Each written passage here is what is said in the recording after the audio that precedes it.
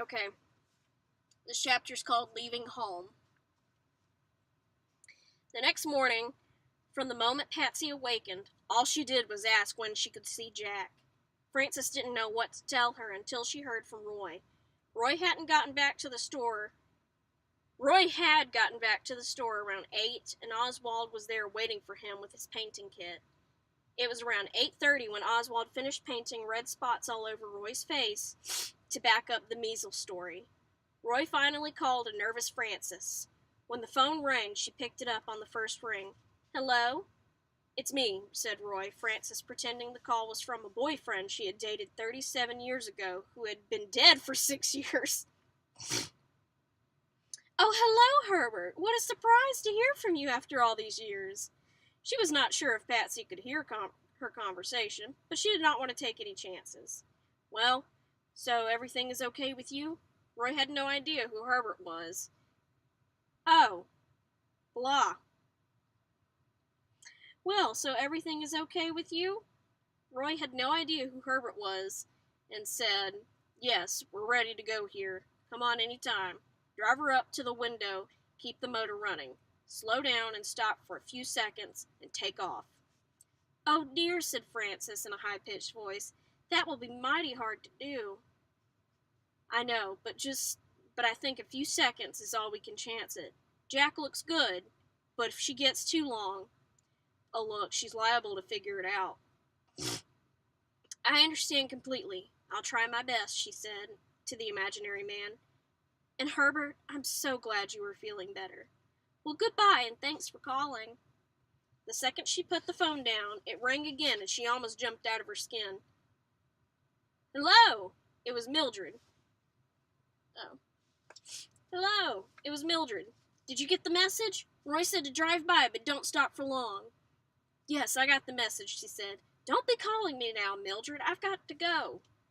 Frances was so nervous about the upcoming surgery, and now the bird situation, that she went to the bathroom and nearly plucked every one of her eyebrows out. She had to pencil them back in with a black eyebrow pencil, but when she did, they were shaped like upside-down half-moons.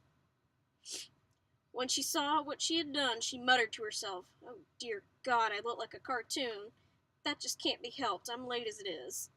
She powdered her nose and fluffed her hair a few times and called out, "Patsy, honey, it's time to go." She put Patsy in the back seat of the car with a pillow so she could lie down along the way. Patsy looked worried and asked again, "Can we go by and see Jack now?" Frances pretended not to hear her, reached in and honked her horn for Oswald.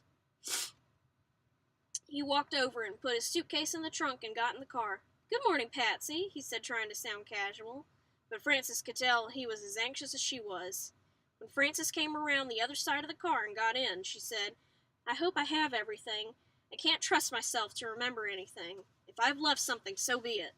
We have to leave right now or we will never get there on time." She looked down at and checked the gas. "Good, we have a full tank." Butch had filled it for her last night, and thank goodness, because with everything that was going on, she would have forgotten to do it. "Well," she said, "for better or worse, here we go." As she pulled out of the driveway, a worried Patsy said, "Can't I go and say goodbye to Jack?"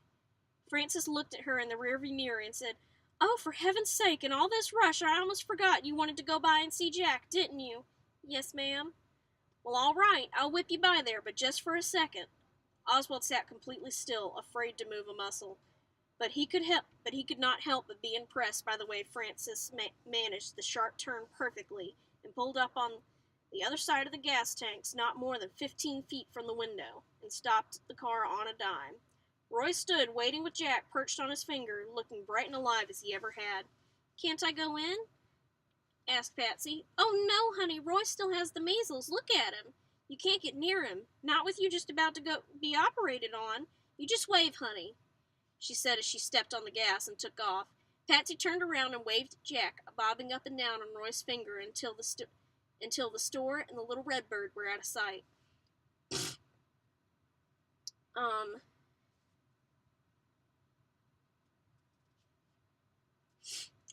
Okay, sorry. I got sidetracked. I got lost for a second. As they turned onto the highway, safely headed to Atlanta, Frances was happy she had worn her dress shields. At one point, after they drove off, she half expected Patsy to say something, but at the moment, she seemed content to at least have seen Jack, even if it had only been for a moment. After they had been on the road a while, Patsy took out her birthday picture with Jack and whispered to it, "I'll be back. You be good now." The big city. The big city is the next chapter. Sorry. When they arrived in Atlanta and checked Patsy into the hospital, Oswald went to the payphone. He called Roy and told him Patsy had been fooled completely and had talked to the picture of Jack all the way. "Honest to God, Roy, I know Jack is dead, and it even fooled me when you were standing there. I half expected him to fly." It was true. Julian had done an incredible job that night, and Jack had never looked better. Roy picked him up and had said, "You pulled off your best trick ever this morning, buddy, and you don't even know it." It's too much. Too many emotions. After the phone call, he carefully wrapped Jack in a soft white cloth and placed him inside something he knew. No! And placed him inside something he knew Jack would appreciate being buried in. It was their last little joke together. Then Roy walked him way back into the woods, and dug a grave and placed the bird in the ground and covered him up. He stood in the spot looking down where his friend now slept in a Cracker Jack box. An old song his father used to sing ran through his head. "Nights are long since the day you went away. I think about you all through the day. My buddy, your buddy misses you." Oh my God! I'm sorry. Oh my God. Oh no. I'm sorry, but it makes me so upset. Because, oh, man. My first pet, my dog of, 16 years had actually passed away in, November last year, so it's only been a few months. So it still makes me upset. Sorry.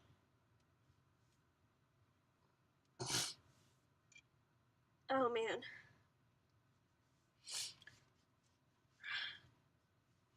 Roy wondered why a 6'2" man would ever cry over something no bigger than a pine cone. "Damn you, Jack," he thought to himself as he walked back through the woods. "If you were here, I'd wring your scrawny little neck." Roy was not a religious man, but that day he hoped that if there was such a thing as a spirit, a small part of Jack's had somehow managed to escape, and maybe he was up there right now, flying around, looking down and laughing at all the poor earthbound creatures below. That would be just like him, Roy thought, and looked up, half expecting to see him. Oh, man. I'm sorry.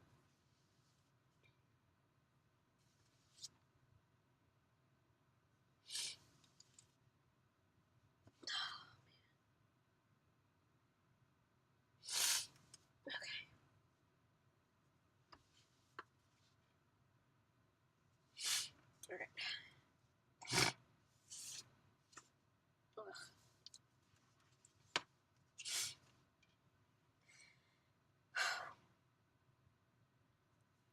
Frances and Oswald met at the hospital at 6 the next morning and sat with Patsy as nurses came in and out of the room preparing for the first operation. Oswald was busy drawing pictures for her, trying to distract her and make her laugh, while Frances tried to explain what was going to happen next. Patsy sat up in bed wearing a hospital gown and her beanie, and seemed to be a little frightened by all the activity. But soon another nurse came in and gave her a shot to relax her, and she started to get sleepy. Dr. Glickman opened the door. "Well, good morning, young lady," he said as he walked over to the bed. "How are you?" "Fine," she said, slightly groggy. "The nurses tell me you gained 4 pounds since the last time I saw you. That's just terrific," he said, and smiled at Frances and Oswald. They turned back to Patsy. In just a little while, we're going to take you down the hall to another room and work on your leg a little bit. But you won't feel a thing, and when you wake up, everybody will be right here waiting for you." He picked up the photograph of Patsy and Jack from the bedside table. "Is this the bird you were telling me about?" "Yes, sir," she said, smiling sleepily. "Well, he's a fine-looking fellow," he said, and patted her arm. "And we are going to get you fixed up as good as new and back home again as fast as we can, okay?" "Okay." When Frances went out with Dr. Glickman to ask a few more last-minute questions, a woman came in with papers to sign and asked Oswald if he was her father. "No," he said. "Grandfather?" "No, just a friend. The lady you need to see is right down the hall." When Frances came back and they went over the papers together, she signed on the line where it said legal guardian, even though she was not legal. She had just perjured herself on an official document. But as she told Oswald, "If I go to jail, I go to jail. At least Patsy's leg will be fixed." Oswald's admiration for Frances grew even more during the long hours as they waited. He was as jumpy as a cat and could not sit still for a minute, so he walked up and down the hall. He wanted to drink so badly he was about to jump out of his skin, but he could not leave Frances. He wondered why the nurses don't give a shot to the people who are waiting for the operation to be over to calm them down. While he paced, Frances sat quietly and prayed and waited. Everybody in Lost River was waiting to hear as well. That afternoon, around 1:30, when Frances called from the hospital to report the first operation was over, everybody was relieved to hear that Patsy, according to the doctor, came through it just fine. That night, they were on the elevator leaving the hospital, tired but happy. Frances said to Oswald, "Thank heavens you were here with me. I don't think I could have gone through this alone." Oswald had been lucky enough to find a room at a YMCA just 2 blocks from the hospital, and Frances was able to stay with a cousin who lived in Atlanta. They wanted to make sure that someone was with Patsy every day, at least through the next 2 operations. Back in Lost River, everyone was coming to realize how much a part of their lives Jack had become. They had all gotten used to seeing him flying around, hearing him sing and ring the bells on his plastic wheel. Everybody missed the bird more than they could have guessed, but the one most struck by just how much she missed him was Mildred. Mildred found out that she had loved Jack as much as anyone, but she had not known how much until he died. She had loved him all along, but did not know how to express herself in a way other than complaining. That sounds like me. Just saying. A week after he died, she went to the store with her head hanging and said, "Roy, I'm here to apologize and ask you to forgive me. I'm so ashamed of myself, and I don't know what to do." "What for?" asked Roy. "For being so mean to that poor little crippled bird. Always fussing at him, telling him I was going to cook him." She looked at Roy with tears running down her face. "I don't know why I did it. I really liked him." Roy said, "Oh, I know you did, Mildred, and so did he. He knew you didn't mean all of those things." "Really?" "Sure he did. That's why he was always pestering you." Mildred looked up. "Do you think so?" she asked hopefully. "Oh, I know so. No question about it. You see, Mildred," said Roy, handing her his handkerchief, "Old Jack was a master at judging people, and much better than me. One time, these 2 girls I had never seen before came in and tried to get Jack to do a few tricks for them, but as hard as I tried, he wouldn't do anything. He just flew around acting agitated, and it really made me mad that he acted that way, until later I found out that while I was busy talking to one girl, the other girl was in the back office robbing me blind." "Oh no," said Mildred. "Yeah, they sure did, and Jack tried his best to warn me. He knew they were up to no good. You can't fool me. You can fool me, but you couldn't fool him. I tell you, Mildred, it sure seems empty in here without him. I guess I got so used to having him around, I never figured he'd go and die on me. But that's what life's about, isn't it? You get attached to something, and then you lose it. Thank God Patsy is making it through those operations, or I don't know what we would do around here." Mildred went home feeling at least a bit better. But somehow the loss of Jack made her realize that she never wanted to lose another living thing without them knowing how she really felt.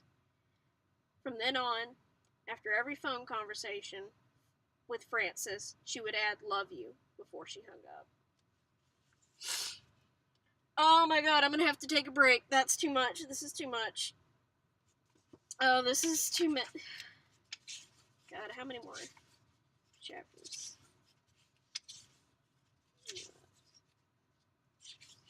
Yeah. Oh, I'm so sorry, but no, I'm gonna have to take a break. I can't. I'm about to cry again. Just too much.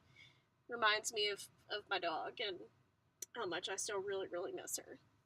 So, sorry for all of that.